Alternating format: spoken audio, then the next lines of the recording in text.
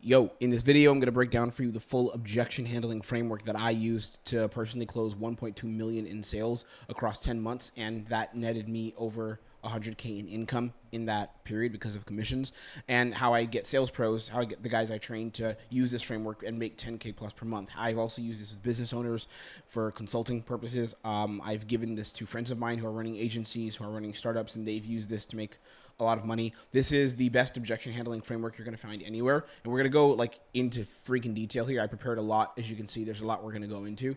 So this training will take time, but the value here is insane if you stick with it. If you don't just need like ADHD entertainment attention, you actually use this. If you're a sales pro or remote closer, you can use this to make a bunch of money. Like, I've made a bunch of money using this, and I'm going to give you everything. I want to be clear. I didn't make this process up myself. It's not like I just came up with this out of thin air. I learned this. I acquired it from mentors. I learned from NEPQ, and I learned from Bill Walsh, the objection box, and I learned how to handle objections properly. I learned the actual frameworks and steps, but no one was teaching it in this detail. They all teach either tonality, or they teach like mindset, or they kind of show you what to do, but they don't actually break it down in intense autistic level detail. So we're going to go fucking autistic here. So this is going to help you make a lot of money. The first thing you have to understand to handle objections properly is that people make decisions a certain way. They make buying decisions a certain way. And I realized this after getting destroyed in sales and then studying sales psychology more and studying buying psychology. Instead of just thinking of myself as a remote closer, I decided to see myself as a buying psychology expert, which helped me make way more money. So I want you to understand this high level principle before we look at handling objections, because it all starts here. People make buying decisions backed by logic and driven by emotion. Okay, that's where we start from. So buying decisions are inherently emotional, as in the reason they purchase is driven by emotion. Like, I feel like I am ready. I am ready to become this person or to achieve this result or set my business up. Even in B2B, it's still emotional. Set my business up to achieve this result. Be the person who invests in myself in this way. It could be weight loss, could be dating coaching, could be biz op, whatever the industry is. Buying decisions are always driven by emotion, but they are backed by logic. So the logic has to make sense for someone to buy. And the logic exists on a couple of fronts. Do I feel like this can actually help me? That's number one. Like, if I do this and I swipe my card and say, okay, let's roll, let's go. Do I feel like I will get results and I will get a return? I will make money because I did this, right? Or I'll lose the weight, or I'll meet the girl, or I'll find the husband. Do I feel like that will happen? That's logic. And then do I feel like this company can help me get there? Right? Do I feel like the company is who they say they are? Do I trust them, as in it's not a scam? Okay, that's another one. And then, like, do I trust myself? Or do I have enough faith in myself that I'm going to show up and actually do the work? That's the logic, right? And then the emotion is, am I ready to become this person? Am I ready to take action? So before we go into objection handling, because this is very important, we're going to go into a lot of stuff here, but this is important to set the frameworks for everything we're going to go through. People make buying decisions that are backed by logic and driven by emotion. Okay, so they're making decisions because the logic makes sense for them to actually buy. And then once the logic makes sense, then we can move into emotion after that. Okay, now, when you think of objections, what do you think? What are the objections we actually hear all the time? I know what they are because I used to hear them all the time. I need to think about it. That's one. I need to think about it. Give me some time. I'm going to take a thought and get back to you. Got to talk to my husband, right? Or wife, whatever. Got to talk to my husband. Got to talk to my partner. Another one, send me an email. Can you send it over to me in an email, and I'll just review everything, look at it, make sure it seems good, and then send it back, then come back and have a call with you. I want to digest this a bit. That's just the way that I do things. I just tend to think about things like this. I'm sure you can respect that. I want to just digest things a little bit. When my schedule clears up. That's another one. When my schedule clears up. Now, here's the problem with these objections. In itself, by themselves, like, objections don't really mean anything. It's just a part of a conversation and someone saying, here's my timeline for making a decision. Okay, sure. But there's a couple of flaws with objections, a couple of logical flaws. And the way I teach this to my clients is we call them logical flaws. What's the flaw that we can find in the prospect's logic that doesn't make sense based on them getting to the goals they want to have, versus what is our logic, which is the new line of logic, which would be the correct logic that we want to use instead. So there's a couple of logical flaws with these objections. Someone comes on a call and they say, I want to think about it and take some time. Let's assume that they like what we do and they feel like we can help them with the best of their knowledge. The first things first, the first issue with that is that time is not going to help them make a better decision. I think you would agree with this. Like, you don't make the best decisions with time, you make the best decisions with information. That's a fact. More time marinating on it, sitting on it, is not going to help you. Okay, so that's the first logical flaw with objections. And what happens is, as a sales pro, if we let people walk away with those objections, and we don't actually handle the logic and then drive it forward with emotion, what we're doing is we're allowing the prospect to walk away from a potential future that they could have. Because in that time that they take, they're going to, most of the time, rationalize their way out of taking action, right? I don't like to play based on hope. I like to play based on numbers. Like, I'm a numbers guy. So statistically, most people are going to rationalize their way out of doing this. They won't do it because it's easier to not spend money and stay in the same place. It's easier to not take on risk and take on the unknown. It's much easier to not do that than to take on some small risk. You can make money back. Let's say worst case, they lost all their money. They'll be okay. I'm not saying that should happen. It's not going to happen if you're working for a company that delivers well. But worst case, they don't get results. Okay? They will still be okay. You don't want to say this on a sales call, but I think that's kind of obvious. If you don't, okay, I spent $2K on this program, spent $5K. You'll be all right, unless you won't be, and that's like your last money, and you're going to be homeless. But generally, most people will be okay. So that doesn't mean, though, that the risk of taking on that investment and not seeing what the future holds is easier for them to go into that risk than to not do anything. For most people, it's easy to just not do anything and stay in the same place. You were probably like this. You watching this probably make buying decisions like this sometimes. Unless you've learned how to handle objections, by the way. If you learn this framework that I'm going to give you here, by the way, like, you're going to be able to handle your own objections, and you're never going to give people objections on sales calls. It's the funniest thing. Since I've properly learned how to handle objections, I don't give objections myself. Whenever I see a sales pro who actually gives a lot of objections before investing in something, I'm like, you haven't learned how to handle objections. Because if you had learned how to handle them, you'd be able to rationalize your way out of walking away from your problems, walking away from making a decision. You would rationalize your way away from that and move into making a buying decision. Assuming you feel this can help you. If you feel it can't help you, that's not an objection. That means you don't want to waste your money and you don't think this can work for you. So that's not even objections. If someone doesn't think this can help, by all means, walk away. But if they feel they can help and you take time to, I want to move away from this, send me an email, what you're doing is you're putting a gap between your current state, where you are now, who you are now, and who you know you can be. You're extending that gap because of fear. Every single time that's happening. Every single time. It's that. Unless, of course, the objection is based on something grounded in logistics. I can't use this now for whatever reason. We can solve that. We could figure that out. But the thing to understand here is that all of these objections are not actually objections. They're masks. They're not really objections. Send me an email is not an objection. It's not a real objection because it's not based on anything. It's not real. It's just, I want to create a gap. Okay, cool. Why do you want to create the gap? Now, what we need to do is figure out what the real objection is. Because all of these are masks here. So don't try to handle, I want to digest this, and try to handle that. You need to figure out why they want to digest this. That's the first root of objection handling.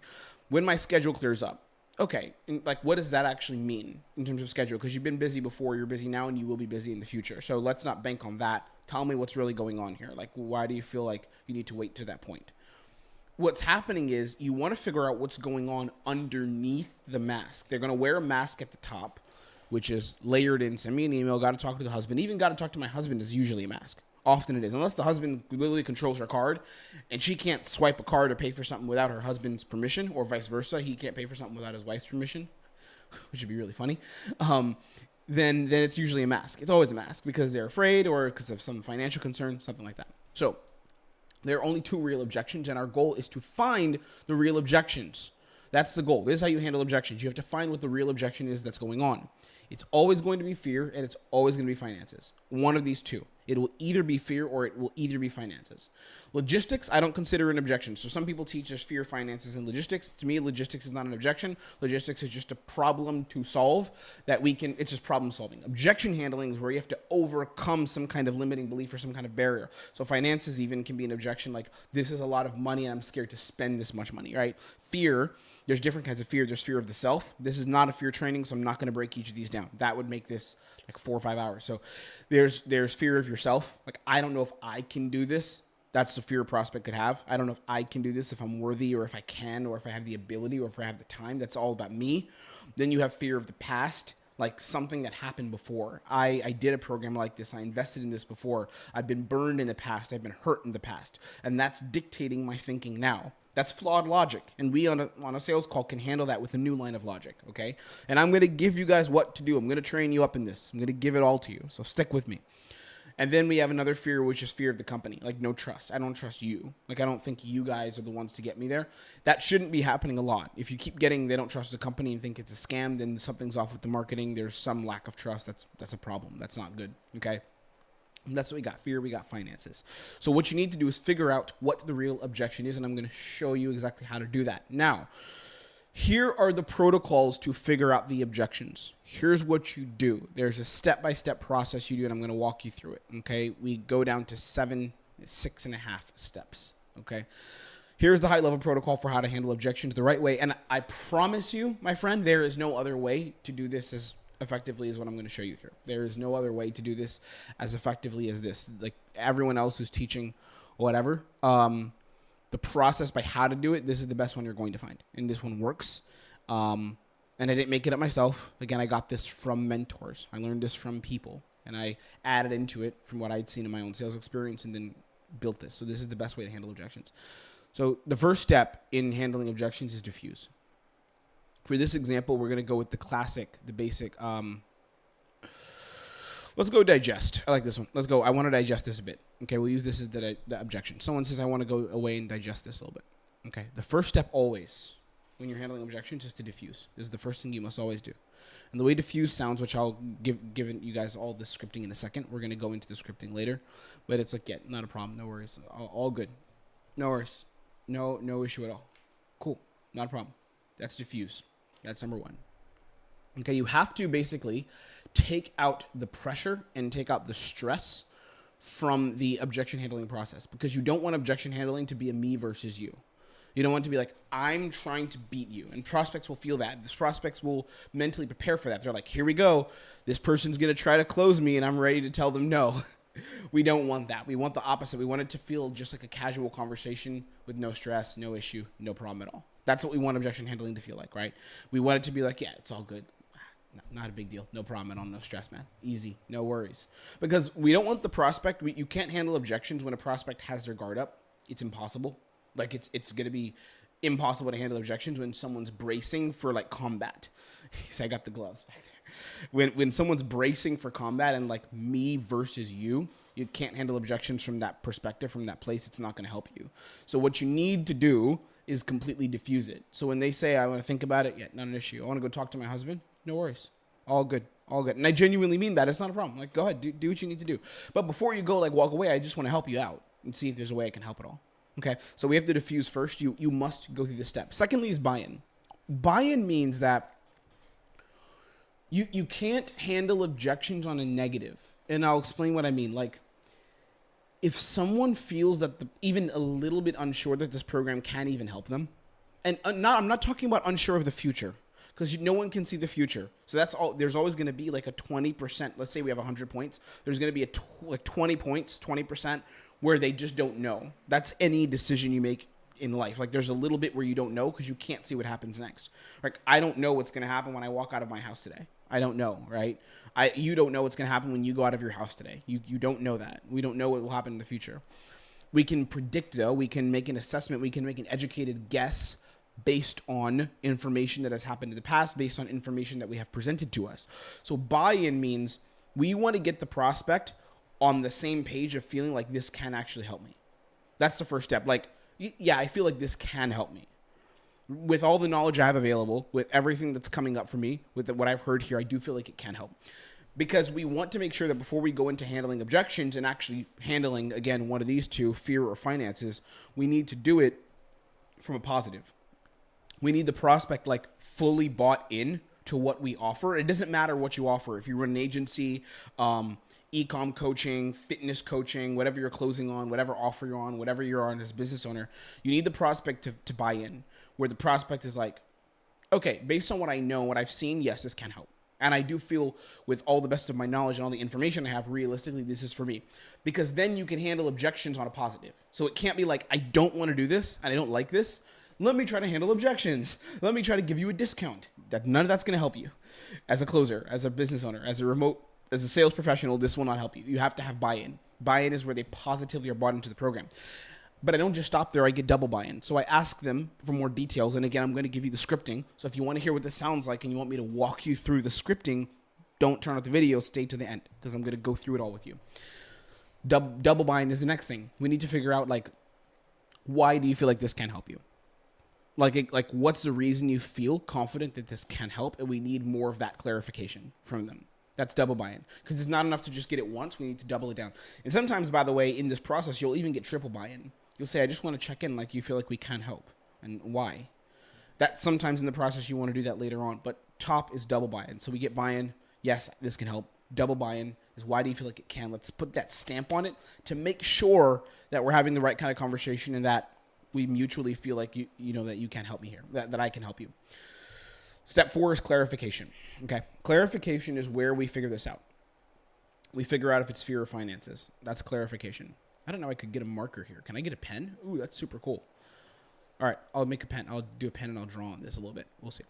So yeah, step number 4 here would be clarification. That's next, where you basically want to ask the prospect, you want to ask them, like, what's really going on? What's actually coming up for you? And I'm doing that just to see if I can help. And this is really important. So in clarification, you're basically trying to figure out what's the big question here. Like, what's the big, hey, what's really going on actually?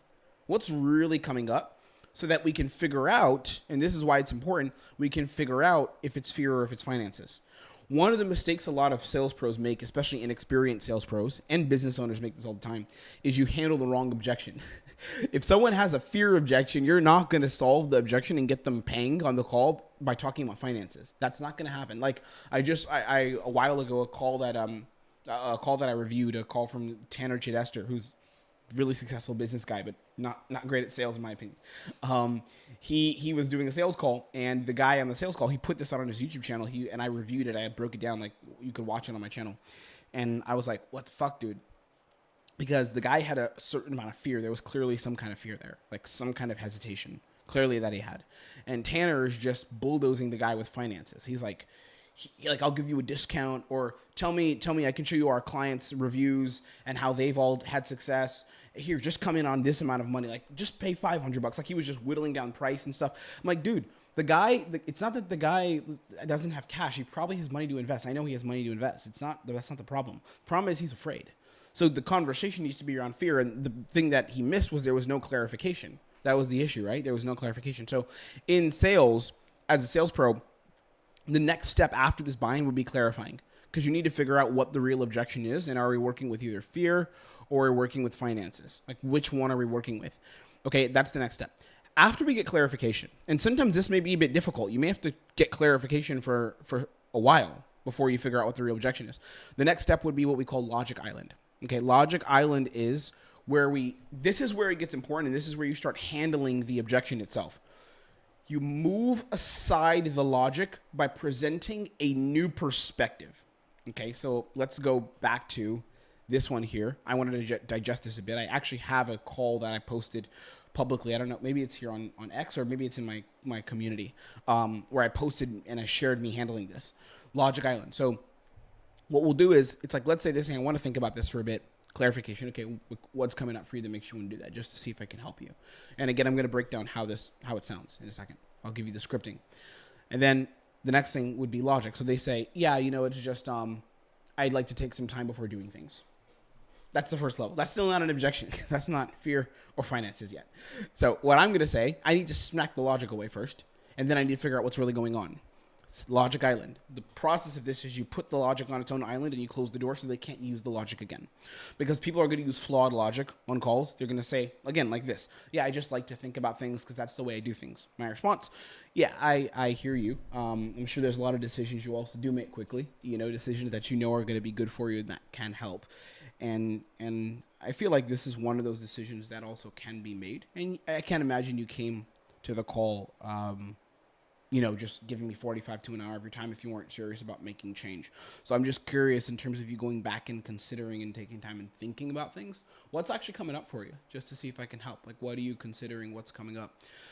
And don't say that I just do things this way, because there's a lot of things that I'm sure you do a bunch of different ways, and I'm here to help change that. So as an example, that's Logic Island. What I did is I gave a couple of statements that are going to move the logic aside. So now the prospect can't say, no, I still just want to do it because that's how I do things. They can, and if they do, I'm going to push back and say the same thing again. And I'm going to say, you can do whatever you want, but I'm here to change the way you do things. And frankly, the way you've done things hasn't helped you to be in a better position with your, say it's business coaching, with your business, has it? I don't feel like it has, you know? So I want to change the way you do things. So let's have that kind of conversation. What are you considering when you walk away and take time to think of things? What's coming up for you? Logic Island. So I wiped away the logic of, I just want to take time. And now I'm going to go back to clarification. Because sometimes, by the way, guys, just to be clear, you're going to have to go back in your objections. Like sometimes you're going to go from logic and move back into clarification. It's not always just going to be like clarification, logic, and that's it. You're going to have to actually go backwards at times and flip through these different parts of the sales process, if that makes sense. Like you're going to have to go from clarification to logic, go back from logic to clarification, and then move on, right? So in this case, I need to wipe away the logic at the top because that logic is bullshit. And then I'm going to ask and go back to clarification. So tell me what's really coming up for you. And let's say he says, I don't know. I just am not sure if I'm like ready for this because it sounds like, I don't know, I've like tried things like this before and it hasn't worked. Well, there we go. Awesome. Now I know the real objection. The real objection is fear because he tried things like this before and it didn't work for him. There we go. That's what's holding him back. It's not that he wants to think about it, because thinking about it, what does that mean? You're going to wrestle with your own thoughts, and like nothing's going to help you be more prepared than what we have now. Nothing will help you be more ready. So the only thing is just you're afraid, and that's okay, because I have fear too. We all have fears. I learned how to handle my own fears because I'm an objection handling G. Now it's time for me to help you handle yours, because that's my job as a sales professional. All right. Okay. So after Logic Island, once we figure out what is actually going on and in clarification, we need to move the logic aside. And there's a way we do that with an analogy. It's called using an analogy, some kind of framework to move the logic aside, which is like, you can't go back to this logic anymore because I've moved it aside. Does that make sense? They say, yes, I get what you mean. I'm going to give you the scripting. So don't get like, I'm tired and I don't know, I get it. No, watch the scripting in a second. I'm going to give you things you can copy paste into your own sales process. And then what we have is emotional commitment. That's next. So after the logic's been handled, the next stage is to have the prospect emotionally commit to being the kind of person who will have those results or who will show up and do the work to get those results. That's the next stage. Emotional commitment, right? Like, are you willing and wanting to be the kind of person who can have these results? Will you be that person? That's the next stage. And then after emotional commitment, which I'm going to give you the scripting. So emotional commitment is, again, remember this here we said at the beginning? People make decisions backed by logic and driven by emotion. That's where we're doing this. So we're getting the logic to make sense. So there's no flawed logic preventing them from making a decision. So we reframe all their logic to make the logic correct, where it's helpful logic. And then we use emotional commitment to drive them forward. Who will you choose to be? Who are you going to become? Are you willing and wanting to put yourself in a position to have success? Are you willing to do the work to have success? We call these emotional crossroads questions, which I'll give you in a second. That's emotional commitment. And then what we do is we get the commitment and we say, cool, then what's the decision that person makes? It's not walking away. It's making a change, actually. Or we have to repeat the whole process and we go back to clarification again. Because then they'll come up with something else. They'll say, this sounds really good. This is great, but I just have a vacation coming up. Maybe for clarification, if they give you the answer, I have vacation. We don't need to go to clarification because we have the clarification. Now we go here to Logic Island. No worries, dude. Like, how long's the vacation? That's going to be a week. I'm going to be going to the Maldives. Yeah, it's not a problem, man. We'll pause you. Like, just come in. You get access to everything. We'll pause you while you're in the Maldives. Like, the time's not going to count against you. And then we bring you in. Like, that's it. It's simple as that. You'll still be able to access everything. Again, like, after that time, though, are you prepared to do the work? And do you feel like you deserve to make money, man? Even after vacation. You say, yes, I do. Okay, awesome, then we can roll you in, brother. We're good to start. Most likely, of course, if they say vacation, it's another mask coming up, preventing them from buying. So it's another layer, because objection handling is not just going to be 1, 2, finished. There's layers, right? You have to uncover layers.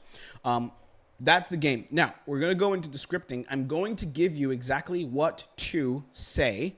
I want to show you something though. I have a community and it is the best community on sales. What the fuck is going on with the fonts here? I'm going to show you. Go to school.com/quantum level. Quantum level. Check out. This community is the best community for sales on the internet. I'm willing to say that and stake my claim on that. I'm very okay saying that. In this community, there's a couple things that can happen. It's free, by the way. It's a free community, so you don't have to pay shite for it. How do I do this? So yeah, so in this community, you're getting training with me every Thursday. It's free. You also get an entire objection handling roadmap, like everything. This is like a joke compared to what's in the community. I'm going to teach you everything on how to handle objections. And then the other thing you're going to get in the community is my calls. You get to see my calls. I have a list of my calls live, like recorded sales calls, real sales calls, not role plays. Watch them and learn from them. And you basically get like $1,000 worth, or it's way more. But if it was a product, like if I was selling this as a course, this community, if it was like a membership, it would be like $1,000 a month for sure, with all the value we have inside. There's tons of objection handling, role plays, training, live stuff we have where you can implement it into your process. I even do call review sometimes. On the call reviews live on the calls. Like, dude, it's a crazy amount of value, and I literally give it away for free because I'm a crazy person, and I still haven't learned how to gate my value and like charge way more. So you can take advantage of that and get in the community and learn all this sales shit for free. And then if you want to pay me actually and have me like work with you and actually train you on it, then just book a call and we can do that and we can talk about how that works. But if you want free shit and if you prefer free stuff and you like tons of free stuff, then go to the community. And it's the best free sales training in the market without question. Everyone in the community confirmed that and says that. And they're in other sales programs too from my competitors. But this is better. Just see it for yourself. Okay. School.com/quantum level. The name of it's Quantum Level. All right. So here's the scripting. I'm going to run through this. The first step in this process is diffusing. We know that. So when they say, I just want to take some time to think about it, it's not a problem, not an issue. It's all good. Like, no worries. We can definitely do that. Definitely can take some time. All good. No problem. That's the first thing. Buy-in is the next step. Now, this answer needs to be positive. So after you ask buy-in. Excuse me, not double buy-in. I'm jumping the process. Double buy-ins later. But you ask buy-in. Buy-in is, can I ask, like based on what we went through here in terms of the process, in terms of the accountability, how we do things, the support structures, all of that, like do you feel like this can put you in a position where you're making 10K or more with your e-com store? Like how do you feel? That's the first thing. Buy-in is the top. We have to get buy-in because this answer needs to be positive. Now, if they give me a negative answer, if they say, I'm not sure, I'm not going to train you on that here. That's why you should come into school because I have these things in my quantum level community. There's way more stuff beyond what we're going over here. But this is the basics. Once we ask this, the next part is they need to give a positive answer and say, yes, I feel like it can. If they don't, you need to match them with a negative. So if someone's like, I'm not sure, you need to say, is there any reason you feel like it can't? You need to go negative with them because that's going to bring it back to a positive. I'm not going to explain how it's going to bring it back to a positive because that would take way more time. And I'll make another training about it probably in the future. But this answer has to be positive. So we need them to say yes. So let's pretend they say yes, which often they will. They'll say, yeah, I feel like it can help. Okay. Why do you feel like it can? Exactly. Like what's the reason you feel this can help you? We get double buy-in. So now we double down on the positivity and the prospect starts to almost work themselves into a logical position where they're like, this can help me and I should probably do this. Right? So that's double buy-in. Next is clarification. Now, there's different types of clarification depending on the objection. Because if they said, send it to me in an email, I wouldn't say this. It would sound different. If they said, I want to see it in an email, this one is for think about it. Can I ask when you go and think things over, what's coming up for you just to see if I can help? That's for think about it. If they say an email, what I would say is like, I don't have much to actually send you in an email because we just gone over everything here. So it's just going to be like 7-8 words repeating like what we just did here. So like, I guess, what would you be looking for in the email in terms of information or data or whatever that we may not have gone over here? Again, just to see if I can help. You see, it's the same thing as I said here, just paired with their own mask. So the think about it as a mask. We need clarification so we can pierce through the mask and get to what the real objection is. So what's coming up for you just to see if I can help? This answer has to be clear. So what we may need here is double clarification. We may need to clarify again, because if they say something that's not clear, like, oh, life is just really busy and I have a lot of things going on, you don't just immediately start handling objections. Well, bro, life is busy and no. Hold on. What do you mean by that? Tell me when you say life is busy, what is the situation in your life that's going on? Again, to see if I can help in any way. Like what's going on? Because I need clarity. Because when I handle objections, when I go into Logic Island and I go into emotional commitment, I want to make sure that I have the right objection, I'm handling the right objection and not just wasting my fucking time. Okay? Then what we have is Logic Island. So Logic Island is where you use some kind of analogy to create a new line of logic. So let's say that they said, life is busy. Life is just really busy. I say, when you say busy, what do you mean? They're like, I work a lot of hours. Okay, I work a lot of hours. Cool. Well, I know you work a lot of hours, and the whole reason you're here is because you work a lot of hours, right? Like, the busyness has actually been what's keeping you in the position where you're not making money. You know, the definition of insanity is? It's like repeating the same actions over and over again without making changes. So I guess the first thing would be, do you have like 3 to 5 hours a week to commit to your health? Yes or no?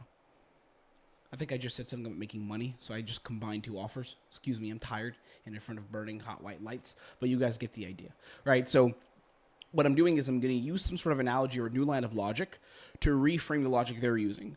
So if the prospect tells me, I got to go talk to my partner, right? I have to go talk to them.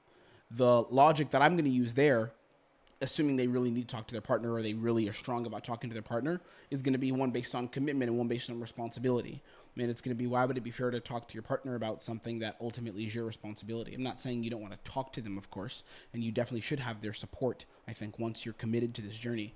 But at the end of the day, if this fails or if it succeeds, who does that come down to? It comes down to you. Would that not be correct? Yeah. And they're not asking you day to day what to do in their accounting firm. Like they're not asking you that. So I'm not saying they shouldn't be involved in the process and the support, but the decision, the responsibility of success or failure, that's ultimately on you. So why would it be fair to put it back on them? It's not. It really is not. Right. That's an example of a line of logic. So you're giving them a new line of logic that basically shuts the door on what logic they've given you so that they can't use it again. Because you need to make sure the logic is pure and solid before moving forward, before we're trying to handle objections. And then what I'm going to do after handling the logic with an analogy or a new line of logic, and analogies are simple. Like, analogies are just take a story or some sort of parallel example that is not exactly their situation, but as a parallel mirror of their situation, and use it to close the door on the logic. That's what an analogy is, right? So an example, like, one analogy that we have that I use a lot is like a magic crystal ball. When someone says, I just want to think about the future and think about if this will actually work for me. Immediately, I'm like, well, you don't have a crystal ball. Like, you can't see the future. I don't think you do, right? You don't have a magic crystal ball that allows you to see the future? Yeah. Neither do I. If you had one, I'd buy it from you. Trust me. You'd be selling it to me here, and I'd buy it from you. But you don't have one. So the only thing really is, like, you taking a bet on yourself, and then with all the information you do have, you're making the best decision, because you can't see the future, and time is not going to help you see the future. Just information. So in terms of information, what else is coming up for you that you might be looking for, just to see if I can help? You see, it goes back to finding out the real objection. That's an analogy. Shut the door on the logic and move it forward. And then we have step number 6, which is emotional commitment, and we call these crossroads questions. So a crossroad question is where you want the prospect to give a yes or no response to being willing to become a new or a certain kind of person who's going to achieve a result. There's a couple crossroads questions that I really love. One example of a crossroads question is like, I guess, do you feel like you're ready to be this person who actually gives back to their family and makes, let's say, 15, even 20K per month? Do you feel like you're ready to be that person? Yes or no?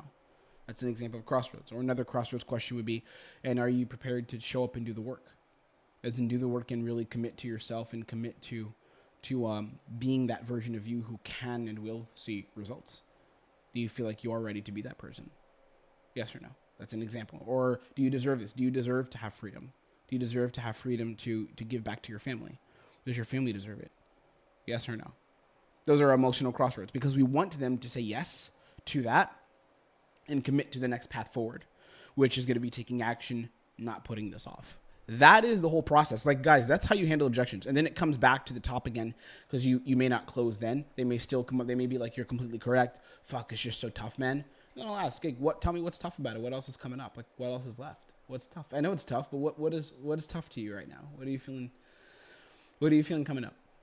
There's clarification, and then they'll say something, and I'll go back down logic island, and emotional commitment. That's how you handle objections, guys. But you have to do this correctly. Like, you can't make mistakes. If you make mistakes in objection handling, you're going to get pieced apart, and people are not going to close. That's why I train my guys. So, like, if you want to take this seriously, if you want to actually make a lot of money and stop losing freaking money, come to Quantum Level and train with me. I will help you make money the way I'm doing for all of the lovely people inside. And I do it for free. I'll show you how the freaking group looks. Look at this. I have this in QL. This is the classroom. And we have these 3 courses at the top where I literally show you, look at this, tons of stuff on objection handling. This is an entire course where I role play it and show it to you live. Then we have stuff on closing deals faster. There is an entire sales training program here. This is free. I'm giving you the whole program.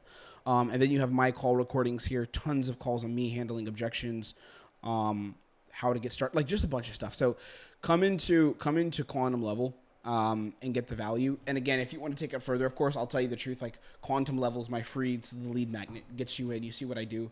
But the real way to get value is like actually train with this role play, have me test you, have me practice with you. So when you're in Quantum Level, if you like what you see, book a call with me and we'll actually help you make more money. You'll work with me and my people inside the program and like train with me like a fucking animal. Okay, that's it. Goodbye. Hopefully this had value. Let's keep growing. Let's keep progressing. I'll see you boys later.